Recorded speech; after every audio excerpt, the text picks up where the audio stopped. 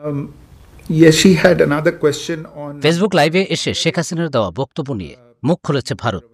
দেশটির পররাষ্ট্র মন্ত্রণালয় বিশেষ সংবাদ সম্মেলন করে দাবি করেছে এই বক্তব্যের দায় ভারতের নয়। তবে ৩২ নম্বরে হামলার বিষয়ে বাংলাদেশের ভারপ্রাপ্ত হাই কমিশনারকে তলব করেছে নয়াদিল্লি। শেখ হাসিনা ৫ ফেব্রুয়ারি রাতে ফেসবুক লাইভে আসেন। এর প্রতিবাদের কথা বলে ঘোষণা দিয়ে ৩২ নম্বরে বঙ্গবন্ধুর বাড়ি ভাঙচুর করে আগুন দেয় বিক্ষুব্ধ ছাত্র জনতা। ৭ ফেব্রুয়ারি ভারতের পররাষ্ট্র মন্ত্রণালয়ের সচিব বিক্রম মিস্ত্রি নয়াদিল্লিতে সংবাদ সম্মেলনে আসেন। সেখানে সাংবাদিকরা তার কাছে শেখ হাসিনার বক্তব্য ও ৩২ নম্বর গুড়িয়ে দেওয়ার বিষয়ে ভারতের অবস্থান জানতে চান।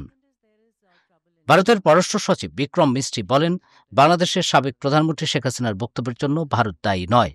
এই ইস্যুতে প্রশ্নের জবাবে দেওয়া বিক্রম মিস্ত্রির পুরো বক্তব্য শুনুন। Yes, she had another question on Bangladesh.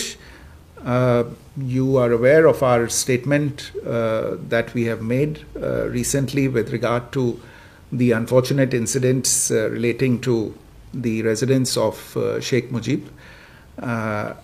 We would also like to point out that the safety of diplomatic premises is the responsibility of the host government, and I have no doubt that the Bangladesh authorities are fully aware of their responsibilities in this regard.